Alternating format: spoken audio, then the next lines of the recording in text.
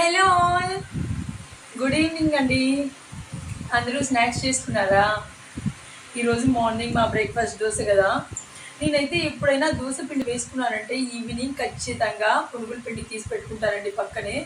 ఎందుకంటే ఈ పనిలో పని ఒకేసారి సపరేట్గా వేసుకోలేం కదా. అలా పునుగుల పిండిని తీసి పెట్టుకొని ఈవినింగ్ చేసుకుంటాను స్నాక్స్ లాగా. చూడండి, ఇలా నేను చిన్న చిన్నవి వేసుకుంటాను. చిన్న చిన్నవి వేసుకున్నప్పుడు చాలా బాగుంటాయండి. మొత్తం ఓవరాల్గా బాగా కుక్ అవుతాయి, త్వరగా కుక్ అవుతాయి. ప్లస్ తినడానికి కూడా మనకి స్నాక్స్ చాలా బాగుంటాయి. చూడండి ఎంత సాఫ్ట్గా ఉంది. చేసుకున్నారు, మీకు కూడా ఈ అలవాటు ఉందా? దోసపిండి వేసుకున్నప్పుడు పునుగుల పిండి తీసుకోవడం. అలాగే చూడండి చూడండి ఎంత సాఫ్ట్గా ఉన్నాయో. అందులోనూ పక్కనే పల్లీ చట్నీ ఉంటే మనం ఊరుకుంటామా? దంచేస్తాం. రండి తినేద్దాం.